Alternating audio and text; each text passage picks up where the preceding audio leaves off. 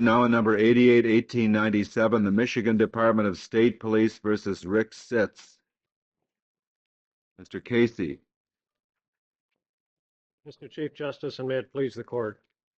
In a series of cases involving Fourth Amendment challenges to various traffic checking procedures, the court has applied a balancing test which weighs the public interest against the right of individuals to be free from arbitrary interference.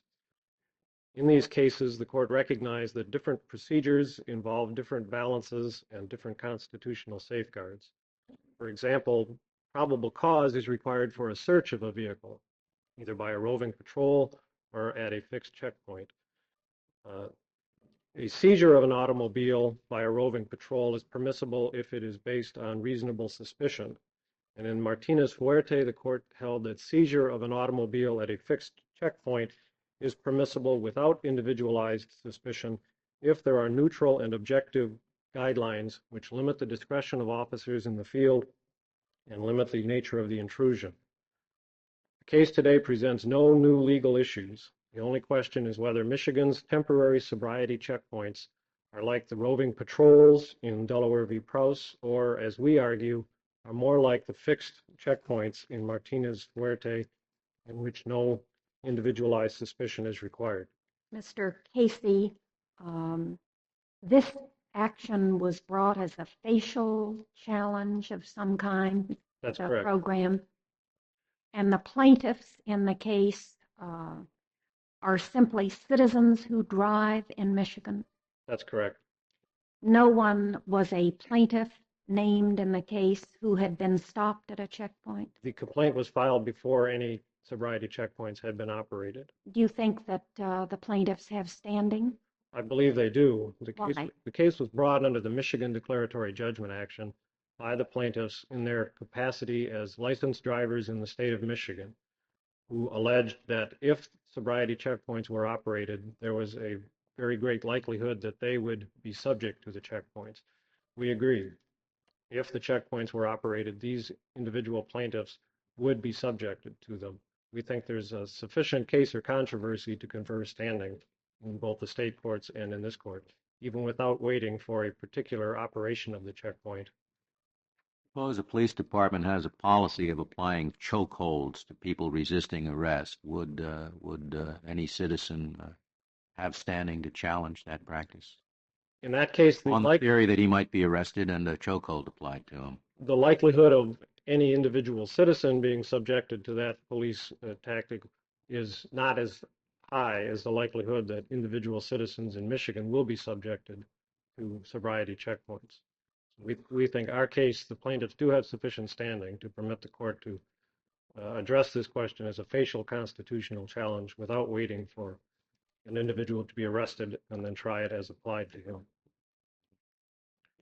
Well, surely the state courts thought that there was standing for purposes of a state action. Yes, it's quite clear. There was no challenge by us to the state. And you were on the losing side. That's correct. So you're stuck with a judgment. So far we are, yes. Yeah. Mm-hmm. There is no dispute as to the operation of the Michigan checkpoints. They were intended to promote the public health and safety by reducing the appalling number of deaths and injuries and the staggering economic costs caused by alcohol-related traffic crashes. The committee which drafted the Michigan guidelines observed that in 1984, in Michigan alone, there were 800 deaths, more than 28,000 injuries, and more than $350 million in economic costs caused by alcohol-related traffic crashes. The sobriety checkpoints are intended to increase the public's awareness of the nature and severity of the problem of drunk driving. They are intended to apprehend people who are driving drunk at the time and to deter others from driving drunk in the future. The sobriety checkpoints use neutral objective criteria, which were carefully designed to minimize the discretion of the officers in the field and to minimize the extent of the intrusion. All oncoming traffic in the selected location is alerted by way of an extensive series of signs, flares, lights, traffic cones, officers with reflective vests. Traffic is funneled into one lane of traffic the drivers are stopped for between 20 and 30 seconds while a police officer approaches the driver, identifies himself or herself, explains the nature of the checkpoint, and hands the driver an informational brochure and a public opinion survey card, which the driver is requested to return. If there are no visible signs of intoxication, the driver is then free to go on his or her way. If the officer observes articulable signs of intoxication, he may direct the driver over to a safe area for further investigation. When you stop a police officer, aren't you normally very nervous if you're perfectly sober? Not necessarily. Some people might be nervous. Others might feel reassured by the fact that this is going on. In the Maryland study, which our committee relied on and examined very closely, public opinion survey cards were returned by the drivers who went through the Maryland survey. And I believe the figure was 87% of the cards which were returned indicated that they were not opposed to the checkpoints, and 90% of them felt that there was some deterrent effect. Oh, the police have stopped you. Not necessarily. Some drivers may feel that. Well, we don't think that that's the determining factor in whether these are constitutional, however. There's a legitimate, very serious societal problem here. And to some extent, these are an intrusion on the motoring public, to be sure, but we submit that they were very carefully designed to be a very minimal intrusion. When you weigh that in the balance of the serious nature of the problem, we submit they are reasonable. Does Michigan use any kind of checkpoints for vehicle safety check requirements? That type of checkpoint is authorized by the same statute which authorizes sobriety checkpoints. And my understanding is that such checkpoints have been operated on occasion in the past, but there is no standard procedure. They're not operated very frequently. What if there were a situation in a particular area, for example, in the city of Detroit, with high crime and a great many shootings? Do you suppose that Michigan could set up a pedestrian checkpoint and frisk people for weapons? I doubt if they could frisk them. You get into the case of Terry versus Ohio, when a police officer can pat down a person on the street. What we're saying here is that the checkpoints are located at times and in places where there is a demonstrated history of alcohol-related crashes. All accident statistics are fed into a computer, and the checkpoints are placed in locations where there's been a history of accidents or a high arrest rate. In that instance, the same type of balancing test would apply. You'd have to look to the nature of the severity of the problem, the amount of the intrusion, and does the police procedure reasonably have reasonable effectiveness in addressing the problem. Are the same standards applicable to a vehicle safety inspection stop and a sobriety checkpoint? Same balance? I believe they are. Same legal standards, same rules?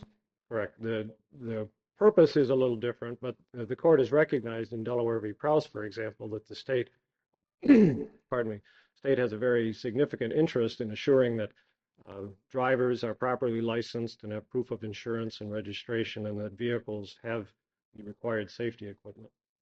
The nature of the problem here is even more serious than that. We're talking about hundreds of deaths and tens of thousands of injuries every year. In Brown v. Texas, the court applied a balancing test and discussed several of the traffic checking cases. All the parties below and in the state courts, we use the Brown v. Texas articulation as the standard. There, the court identified three factors which go into weighing whether a particular procedure is reasonable or not: the gravity of the public concern, the extent to which the seizure advances the public interest, and the severity of the interference with individual liberty. We believe that the record in our case is sufficient to demonstrate that the checkpoints are reasonable under all three of these factors.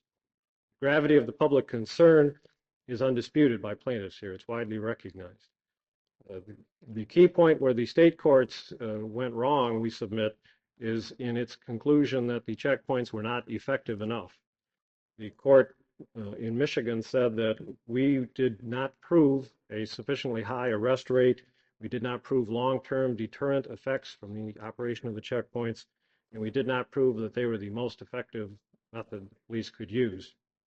We submit that the state courts severely distorted the appropriate balancing test when they held us to that kind of impossible burden. We think that in this context, where you have a very serious public problem and minimal intrusion, all that needs to be shown is reasonable effectiveness. Is there sufficient basis for the state officials reasonably to conclude that sobriety checkpoints would be reasonably effective in addressing the drunk driving problem? Is it agreed that this is a seizure? Yes, it is. And it's agreed that and the argument is whether it can be done without any articulable suspicion, isn't it? That's correct. In several cases, the court has articulated standards in dealing with the effectiveness of various procedures. In Delaware v. Mr. Krause, Casey, when you say this is a seizure, you mean it's like an arrest or it's like a Terry stop? it is less intrusive than a traditional arrest. Cars are required to stop for a period of 20 to 30 seconds at the checkpoint. All cars coming through in a certain direction are required to stop. In Michigan, our checkpoint guidelines are set up so that cars can turn off before they enter the check lane. And on the one checkpoint which was operated, I believe the record shows that 6 cars either made U-turns or turned off before they entered the checkpoint. What is the purpose of that? The checkpoint guidelines were developed with every effort to minimize the intrusion, and that, I suspect, was one element of. So you want to let the drunks get away?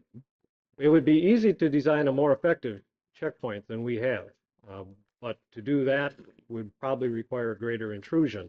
The balance that the Michigan officials chose was to give as much weight as possible to minimizing the amount of intrusion. Would the U-turn provide probable or articulated suspicion for a stop? Not by itself. If the U-turn was done in a fashion that violated traffic laws, or if there was some erratic driving or some other articulable suspicion, then the guidelines say that that would be enough to pursue the driver. But just the mere fact of a lawful U-turn would not be enough. Under the Martinez-Fuerte case, the court said that all cars coming through the checkpoint could be seized, and the officers running the checkpoint could direct some cars to another area for further investigation without any reasonable suspicion. Our checkpoint is even more protective of individual rights than that. The officers do not ask any questions. Drivers are not required to show identification. There is really no communication from the driver required at all, unless there are some visible signs of intoxication, at which point the car would be directed to a safe area for further. Is the driver required to roll the window down? He's not required to, no. Is he advised that he doesn't have to? No, he's not advised. Because if he didn't, how would you ever find him? There are many ways a trained police officer could take notice of articulable facts involving intoxication. Uncoordinated physical movements, eye motion, perhaps he's got some beer in the car with him. There are many ways, but our checkpoints require an officer, before they have further suspicion, to have articulable signs of intoxication. I believe the Constitution perhaps does not require even that high a standard. In Martinez-Fuerte, the court said that some cars could be directed for further inquiry without reasonable suspicion. Does refusal to roll down the window itself constitute part Not of the by itself, no. suspicion? No. Well, is it one of the factors? It could be one of the factors. In several cases, in the Cortez case, for example, this court discussed the idea that a trained police officer can observe behavior which might appear innocent to an untrained person. And from that behavior, the trained officer can make inferences and deductions which would form a basis for a reasonable suspicion. That's why it's so hard to say that any one factor would or would not be the deciding factor.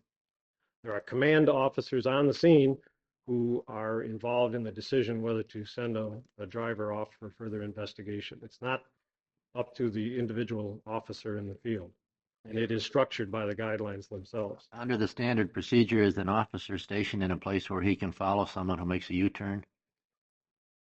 There are several police cars to be stationed before and after the checkpoint, so a car could turn and follow a car that made a lawful U-turn, yes. The case we principally rely on, of course, is the Martinez-Fuerte case. We think our checkpoints are constitutionally indistinguishable from the checkpoints there. The goal is different here. It's to prevent drunk driving and prevent the harms that drunk driving cause. as opposed. Casey and Martinez Fuerte, were the motorists aware or generally advised of the location of the checkpoint? In that, it was a fixed checkpoint, which was permanently So based. people would have reason to know where it was. Now, I guess in Michigan, that's not the case. You wouldn't know as a motorist There is where it would be set up. there's general publicity given to the general area, and say in Saginaw County, there would be one. The press would be advised of that. But as to the specific location on a specific street, no, that would Does not. that make a difference in the constitutional balance? I don't believe it does. Martinez did not have that aspect. That is really the only factual difference. We submit that while our checkpoints are in operation, however, they operate the same as Martinez Fuerte. Drivers are given sufficient notice. They are not surprised. There are the signs for up to half a mile in advance. There is the opportunity to turn off. There is no basis for the trial court's finding that there would be fear or surprise in the motorist. Mr. Casey, you said general notice is given. A notice is given that a checkpoint will be established somewhere in Saginaw County? Yes. And What you're talking about, several, Bay City, several Yeah. cities, in a general area. but all that's known in advance is that it will be in Saginaw County. Correct. If we did not have that, it would greatly diminish the deterrent aspect. If every driver knew where it was going to be, it would be easy to avoid. So again, we've tried to balance the effectiveness against the intrusion. I want to save a few minutes for rebuttal, but I just want to emphasize that we're asserting that the proper balance test here shows that this is a serious problem, it is reasonably effective, and it is minimally intrusive. Thank you. Thank you, Mr. Casey. Mr. Nightingale, we'll hear now from you.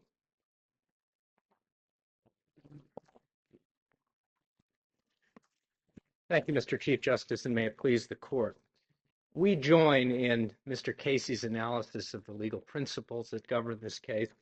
If the court please, I will focus first on those features of the problem of drunk driving in this country that have made it so resistant to traditional law enforcement techniques, and on some of the reasons why sobriety checkpoints have been widely recognized as important elements of effective drunk driving programs.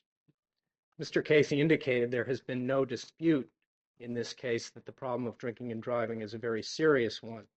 It's important, nevertheless, to pause for purposes of the court's balancing test and to appreciate just how grave that interest is.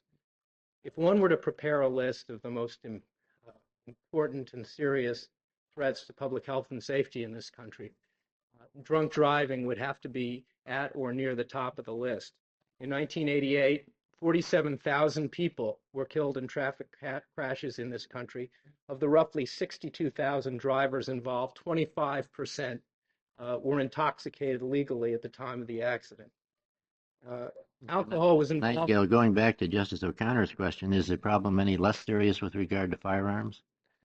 I believe that there were more people killed in traffic crashes, Your Honor, than there were by murder. 25% of those are alcohol related, I thought you said. Well, in 25% of the drivers involved are legally intoxicated.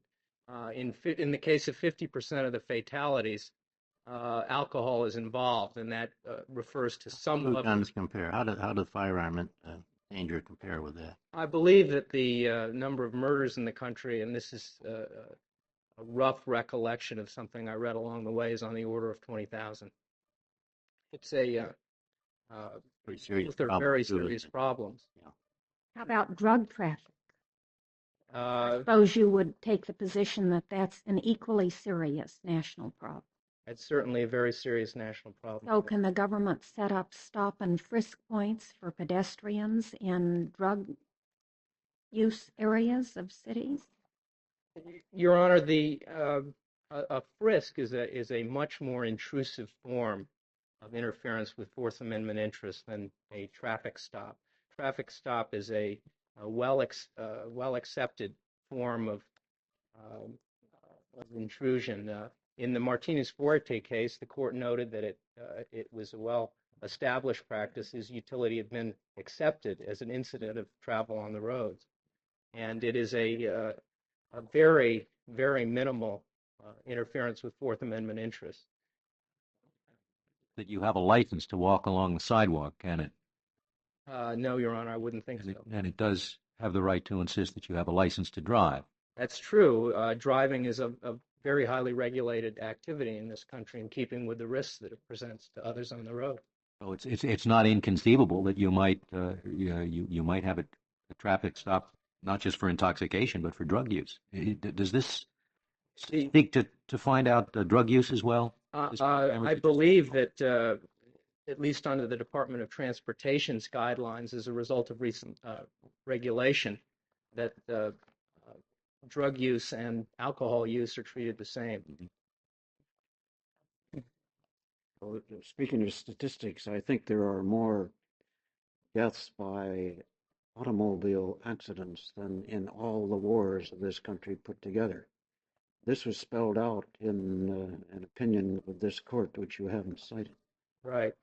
Yes, Your Honor, and also in a concurring opinion that you wrote, I believe. Nightingale, how do we decide how effective this is? I suppose that goes into a reasonableness calculation. How does a court make that judgment? Are we limited to the record in the trial court here, or what? I would think not, Justice Scalia, in this sense. In a number of the court's cases, you've had to assess necessarily the deterrent effect of various programs. In the Mackey versus Montran case, which involved whether drivers could have their licenses suspended for refusals to take breathalyzer or blood alcohol tests, the court indicated that they had a significant deterrent effect. In the Berger case, there was discussion about the deterrent value that would be lost if warrants were required for the sorts of searches that were involved there. It's a common element to the court's decisions in this area, both to consider the deterrent effect of programs and all. Have we done it in cases when the trial court has reviewed evidence on the issue and the record has been developed, and we said, well, that's just the starting point, we'll go off on our own and figure out what evidence we can find on our own? I know we've done it in cases where a facial attack and no evidence at all in the trial record, but... Well, I think it's important to focus on the sort of trial record that was developed here. This is not a record that gauges the effect of this particular program in action. And this is a record that focuses on the potential of the program. Whatever the record was is what the state put in order to justify the program. They had an ample opportunity to put everything in they wanted, didn't they? Maybe you could have tried the case better, but you didn't try this case. That's true, Your Honor, but not necessarily true that I could have tried it better, but it's certainly true the state had an opportunity to put in the evidence. The issue really is I think the approach the court must take in this area results from the generality of the court's holdings. I mean, were the court to take this situation, were the court to say that this presents only an issue of fact, the effect of the court's decision would be limited to these two parties as of this time. And the court has never viewed its role in the Fourth Amendment area as limited, as so limited. Viewed our role as just deciding the case or controversy that's brought us for decision. Well, that's certainly true, but I think in this case the question is whether there is a reasonable basis for a conclusion on the part of the state authorities. This is a potentially effective means of reducing drinking and driving. That all it takes, a reasonable basis in order to make the weighing of whether this is a reasonable intrusion upon privacy or not. Suppose I disagree with the state. Suppose I think it seems to me if you took these 17 law enforcement officers, however many were used in this stop, and just set them out on the roads to look for people weaving, you'd do a lot more good than having them sit at this traffic stop for a number of hours. And they pick up 2% of the people that went through? In this case, Your Honor, people... Suppose I think that. I think that... Do I have to say, well, the legislature might have thought otherwise? Why can't I just say, in my view, it's unreasonable to do it this way. You should do it another way. Because the test isn't that... the test is not that searching at this stage, where the issue is the base of the program, against the background of a very minimal intrusion on privacy and a very, very constrained limits on discretion. There are good reasons. But it's still not clear to me what we look to. How do we decide reasonableness? I believe that you look... Are these statistics irrelevant? I believe that the statistics demonstrate confirm what common sense suggests in this area. In other words, one So knows. we do look at the statistics. They are relevant. I think you may look at them, yes. These are legislative facts involved here. Facts, ordinarily the court reviews, takes a measure of the deterrence, and in this case, we believe that you can look at the statistics to educate common sense. How long was the program in operation before the suit was brought? There was one checkpoint operated. For how long? For about an hour. 126 cars were stopped. One driver ran the checkpoint. One was referred to the safe area. Two were referred to the safe area, one of whom was found to be intoxicated and was arrested. And then it was stopped because the court enjoined it? That's correct. The complaint was filed before the first checkpoint was operated, and then the program was enjoined after only a single checkpoint had been run. Now, Nightingale, I'll have to take back what I said. You did cite Perez in a footnote.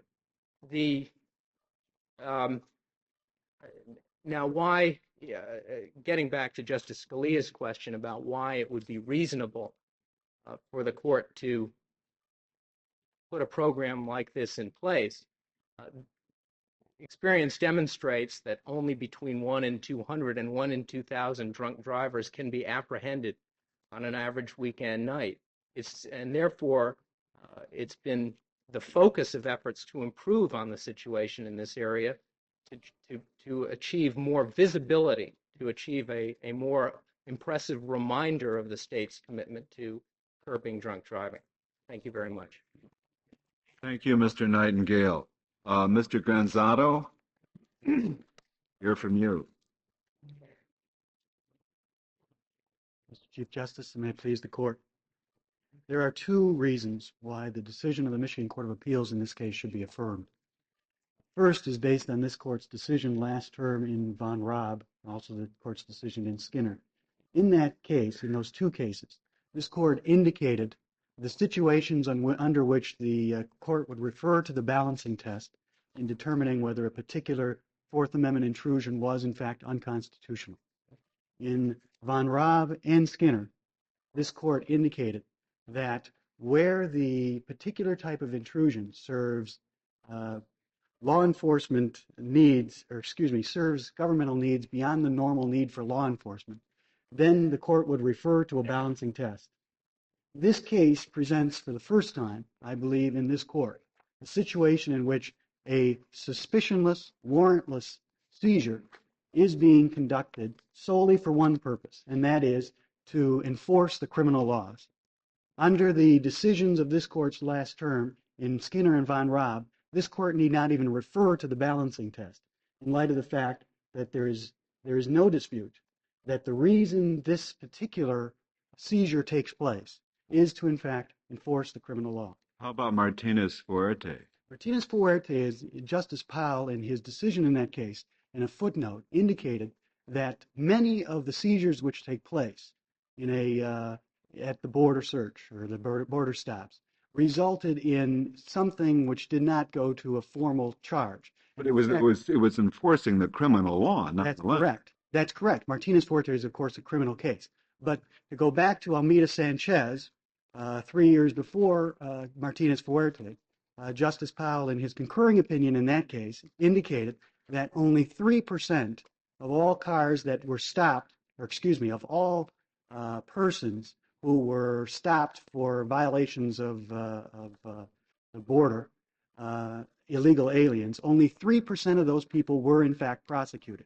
Therefore, we have a situation which is just like New York versus Berger, in that, indeed, there's an overwhelming non-criminal purpose to the stops which took place in Martinez-Fuerte. Well, to say that they're end up not being prosecuted doesn't mean they weren't being used to enforce the criminal law. That was the only law in the books there was that was being enforced, wasn't it? But it wasn't being enforced through means of a prosecution. Well, why does that make any difference? Well, it would make a difference. I mean, did the cases you rely on last year make that point?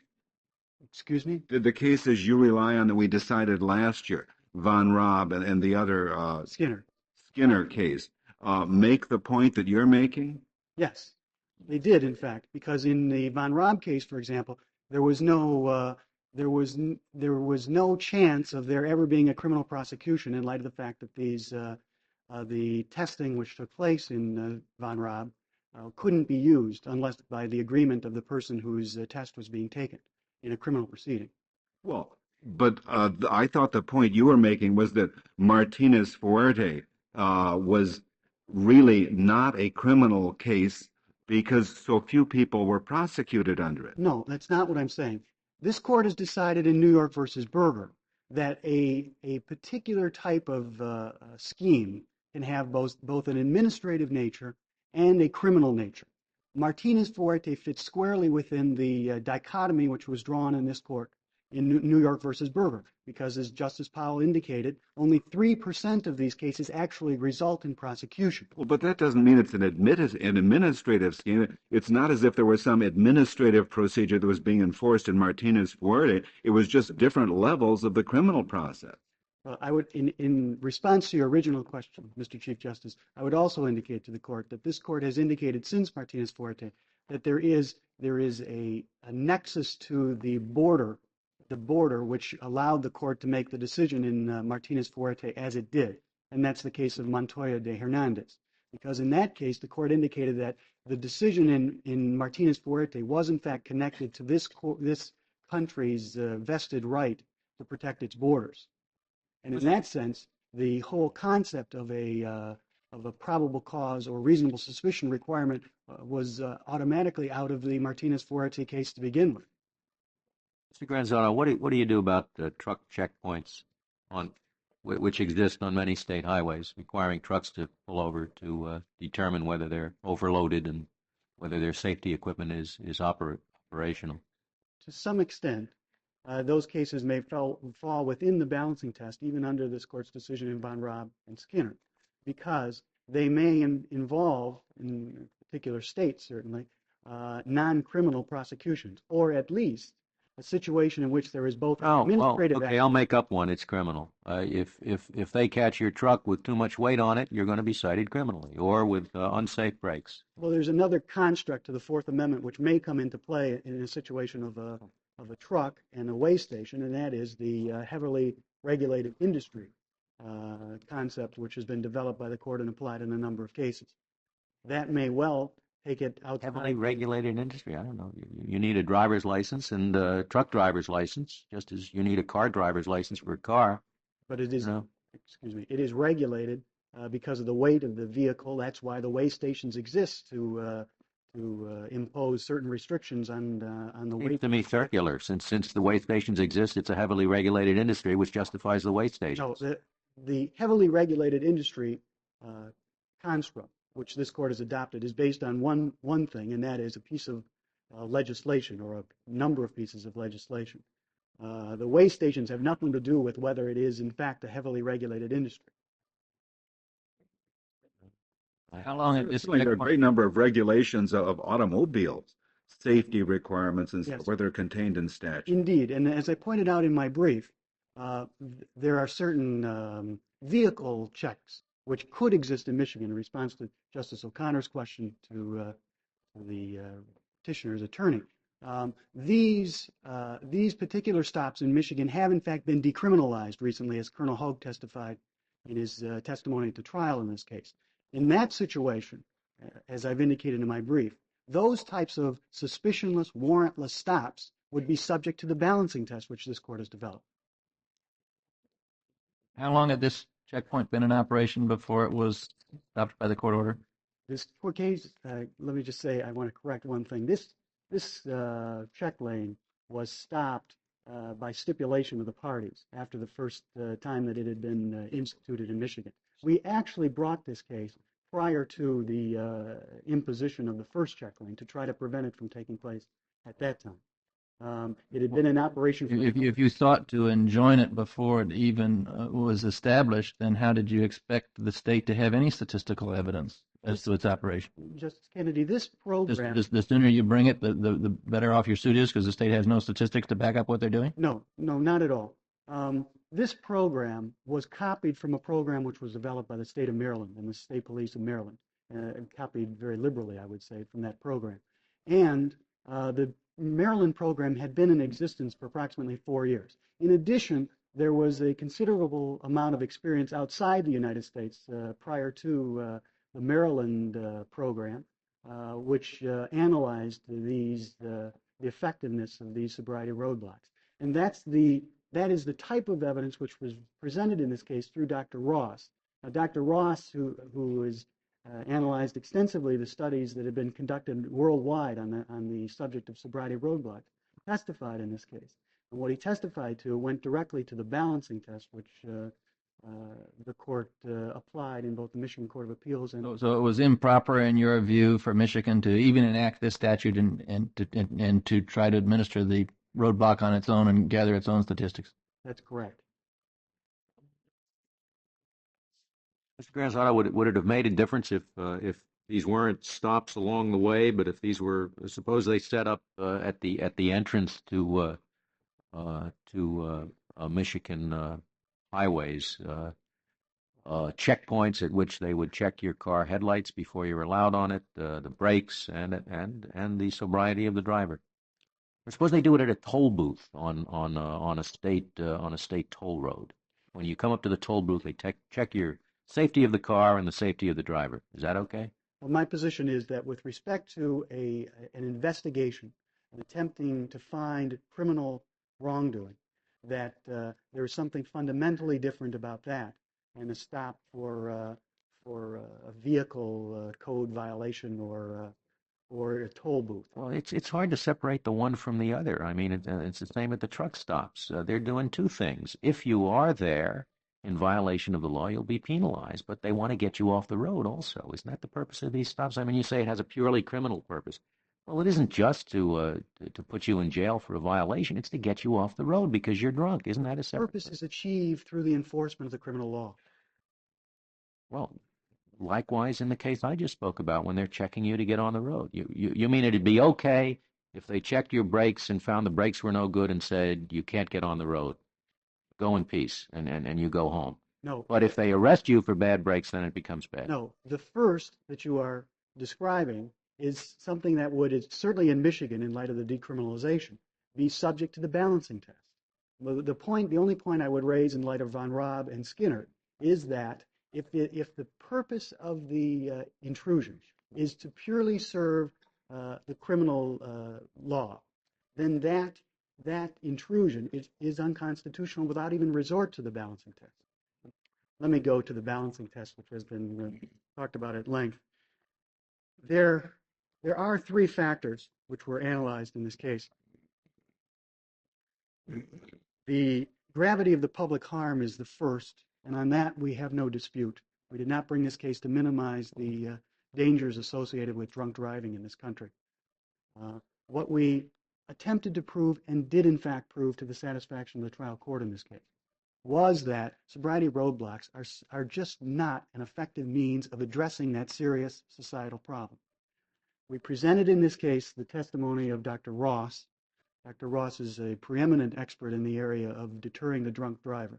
What Dr. Ross testified to on one point was totally uncontradicted at trial, and that was that as a means of actually arresting drunk drivers, sobriety roadblocks are worthless.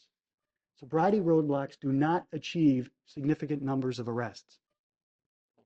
How did he define significant and how did he define worthless? It's not exactly defined, but what Dr. Ross, I believe, was talking about when he was talking about worthless is that you are removing a number of officers from a practice which does have positive effect, and that is roving patrols. You are taking officers away from that goal and applying them in a particular area to conduct these sobriety roadblocks. Well, so if the state feels differently, if the state, after evaluating its enforcement proceedings, feels that the roving patrols don't do the job and that this checkpoint should at least be given a try, they're not entitled to do that if some expert takes the stand and says, I think differently. No, well, isn't that about what it amounts to? No, because, Mr. Chief Justice, in this case, the witnesses called by the state their own witnesses. No, but I was talking about Dr. Ross's testimony. You summarized it, I thought, and he said these were worthless because they didn't catch drunken drivers. That's correct. Well, and I take it you're relying on that testimony because you feel it supports the finding of the trial court. And my question to you is a trial court on the basis of the testimony of someone like Dr. Ross entitled to substitute its judgment for that of the state as to which of these procedures work best? Oh, what is important about this case is that the witnesses who testified for the state in this case, the Colonel Hope, who was the head of the Michigan State Police. Well, are you ready to write off Dr. Ross's testimony then? Absolutely not, because Dr. Ross's testimony was absolutely consistent with every piece of evidence presented in this case. Well, okay, but you began by mentioning his testimony, so I presumed it was important to you. But now you seem to suggest, well, it doesn't make any difference what he said because other witnesses said the same thing. It's cumulative, because Colonel Hope testified that the program was not being developed to arrest drunk drivers, to actually remove them from the road. Lieutenant Fladseth testified to the same point. This program in Michigan is not developed to remove drunk drivers from the road. It is like the Maryland program which Lieutenant Cotton testified to, because that's just to say that the purpose is not to enforce the criminal law. No, it's no. It is still to enforce the criminal law, because they even though they don't move them from the road, they do result in arrests. Approximately 1% or somewhat less than the cars which drive through a sobriety roadblock will result in arrest. Those people will be arrested. There will be criminal prosecution resulting from them. What everybody testified in this case. Totally. What if you know from listening to the radio or something that there's a checkpoint at a very dangerous intersection that you usually go through, and you going to have a few drinks, so you just decide that you better not go. You should take another route. That would be sensible, wouldn't it? Yes, it would be. Don't you? Is there any evidence in this case, or could there be? How many people were deterred by their knowledge of a checkpoint, deterred from going through that particular dangerous intersection? No, there's no statistical evidence of that. What Dr. Well, is it sort of a just an irrational thought that a lot of people who might go through that intersection without the checkpoint don't go through? The hypothetical is that just irrational? The hypothetical you've given me is not the type of deterrence that the state of Michigan is after in this case. They are not looking for people who are circumventing roadblocks by taking another route. They are attempting to justify this program on the basis that it actually deters people from driving after they have been drinking. Well, it deters them from driving through that particular dangerous intersection. Well, that may be true. They make them drive someplace else. That is not the type of deterrence which I think the state of Michigan is looking for in this case either. But is it something we can't look at or not? Well, that's an interesting question in light of the factual record that's been made in this case. I would begin talking about the factual record by telling you that I am not at all afraid about all of the statistics and all of the studies that have been cited in the briefs of amicus curiae in this case. The statistics, the studies, do not establish that these sobriety roadblocks are effective. Nonetheless, well, what do we mean by the word effective? They don't work. Well, but that's a value judgment, isn't it? No. What do you mean when you say they don't work? They don't work because there are two possibilities that these sobriety roadblocks can serve. One is to actually physically remove drunk drivers from the road. Everybody who testified at the trial in this case agreed. They don't work on that basis. We're not even instituting them on that basis. That's what the state police testified. They don't work in the sense that they only arrest, 2% or something? 1% or less of the people going through these things. Okay, well, but compared to what? Compared to what could occur if the 15, 12, 17 officers who are dedicated to one spot were allowed to do what they normally do, which is operate on the basis of reasonable suspicion in a roving patrol. But the state's argument here is that is even less effective. The state can make all the arguments it wants on that point, but it's first of all contrary to the record, and it's second of all not even supported by any of the studies, I believe, that they've cited in their. Well, so the state, in order to determine how to deploy its resources in solving this problem, has to come in with statistical surveys that satisfy a trial court? No, because what was introduced in this case was an attack on the causal relationship between number of arrests and the deterrent value of these sobriety roadblocks. What was established at the trial in this case, what the trial court found, was that there is a close relationship between the number of arrests and the deterrent value. We have a situation where the state comes into court acknowledging, although not before this court, I might add, since they've altered their position dramatically before this court, but they came into court saying that this program is not designed to perfect arrest because it really won't be that effective in perfecting arrest. But we want this program because it's going to deter. We presented evidence in this case to demonstrate that there is a close relationship, an undeniable relationship between the power to arrest under this program and the power to deter. How many people did not drive who were drunk because of that roadblock? Well, it's a question which I can't answer. Yeah, I know you can.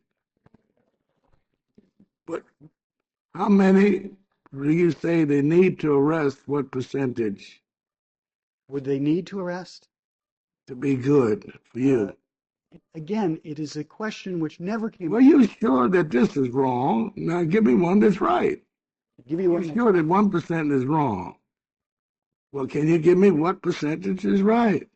A percentage, first of all, would be right, would be one in which the number of arrests, for example, per man hour out on a sobriety roadblock would be better than the number of arrests that you get per man hour in a road. How many arrests you get per man hour for dope in Detroit?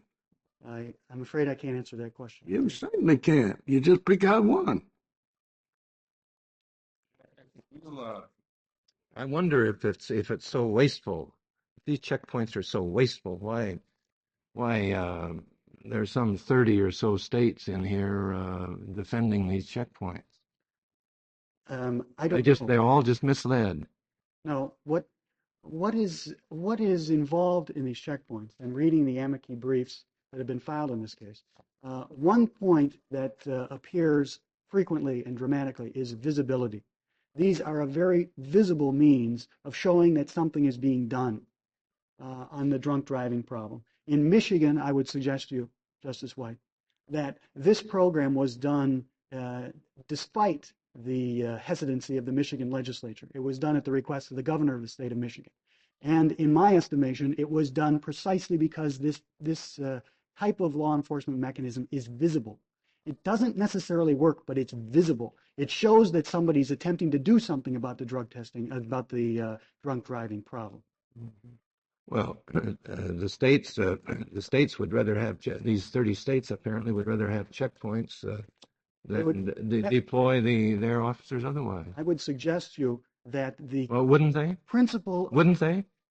I would assume by their amicus brief that have been filed in this case. But I would suggest to you that perhaps they are more interested in the constitutional law that's going to be developed if this court approves this type of sobriety roadblock, because we get into the question of whether there can in fact be mass investigations of people. And in that sense, Mr. Justice White, we may have a situation where there is the end result of the court's decision in this case may be far more important to the law enforcement people in this country than any decision, any indication, let me say, that these sobriety roadblocks actually work in this country. You want us to say that this is unconstitutional if there's a more effective way of apprehending drunk drivers? No. It was precisely your answer to Justice Marshall.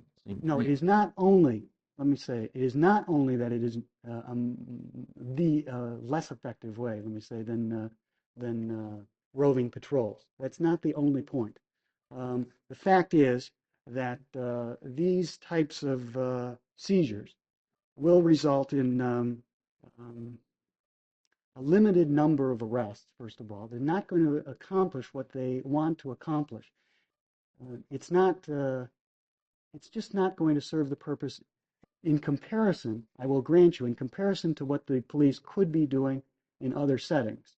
But as this court found in Delaware versus Prowse, there is a sort of marginal utility, if you will, to the police technique, which has to be analyzed by this court. In Delaware versus Prowse, for example, the court found that the types of stops which were at issue in that case weren't going to result in a marginal increase in the problem, the crime problem, which the police were attempting to combat in that situation. The same is true in this case. The third prong, which I would like to address of the court's balancing test, it concerns the scope of the intrusion. And on this point, I think there's a couple of misconceptions regarding the position which the state has taken in this case. The state attempts to justify this program on the basis that this is a minimal intrusion for approximately 30 to 60 seconds. In fact, there are a number of other factors related to the intrusion which impact on the analysis which this court must apply in the balancing test. First of all, there is the point which has been made before with respect to the number of innocent drivers passing through these checkpoints. At its best, these checkpoints allow 99% of the cars to go through because these people are innocent of any wrongdoing. In addition, there is another disquieting, I believe, aspect to these sobriety roadblocks, which has come out in the evidence in this case, and that is there is a significant number of what I would call false positives which have been developed. In other words, the program works that people will go through these sobriety roadblocks, be stopped temporarily. That is the stop which the state represents as being very short in duration. In actuality, a number of people will be diverted to another area where they will be further investigated, including a number of tests. What the evidence from other sobriety roadblocks has indicated is that you have twice as great a possibility of being diverted to these for this further investigation and not being drunk than you have of being drunk when you're diverted to these. So of those diverted, 1/3 are found to be drunk and 2/3 are released. That's correct. After further investigation, obviously, and more extensive investigation that takes place. There is a point made by the state in this case with respect to the discretion which is allotted the people who conduct these patrols. The state argues that that discretion limits the scope of the intrusion which is involved in the case. We had testimony in this case from Inspector Fladseth of the state police, who indicated that when a person approaches this sobriety roadblock, that person can be diverted for further investigation for any reason or for no reason at all.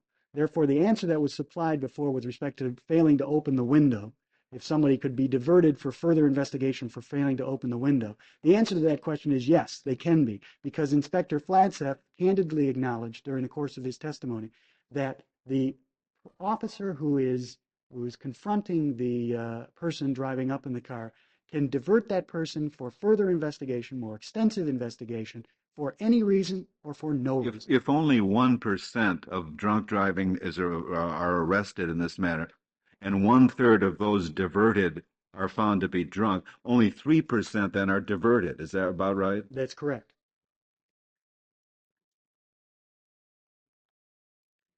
I am also concerned about the scope of the intrusion which can take place in these sobriety roadblocks, because if this court does in fact approve sobriety roadblocks, the stop itself, there are a number of necessary results which would obtain on the basis of prior decisions of this court, on the basis of Pennsylvania versus Mims, and on the basis of Brown versus Texas.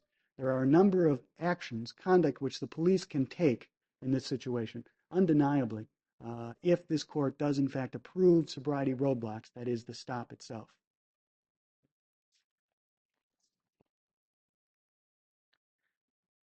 We brought this case not in an attempt to demonstrate that drunk driving is not a serious societal problem in this country. What we attempted to show in this case, what in fact the trial court did adopt in this case, was that sobriety roadblocks are not an effective means of combating that serious societal problem.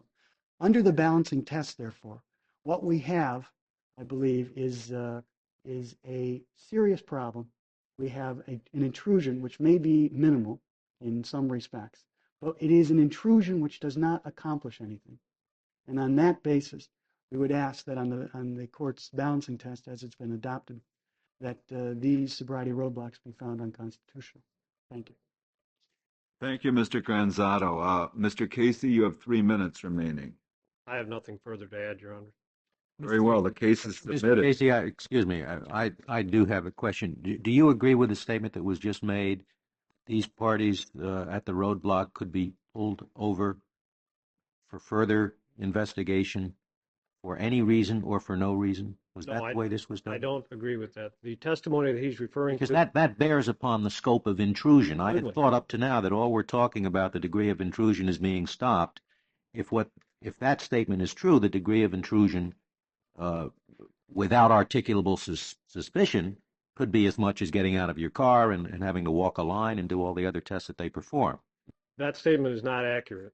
In one sentence in a deposition, one of the deputies on a cross-examination said that there could be reliance on any number of factors or perhaps no factor. That's not what the law says. That's not what this court cases say. That's not what our guidelines say. That's not the law in Michigan. If a driver is pulled over for further investigation for no reason whatsoever, they would be able to challenge that on an individual as applied basis. Under the guidelines and the way the Michigan program is set up, drivers cannot be diverted for further questioning unless there are visible, articulable signs of intoxication. It appears in the text of the guidelines? Yes. Now the case is submitted. We'll hear argument.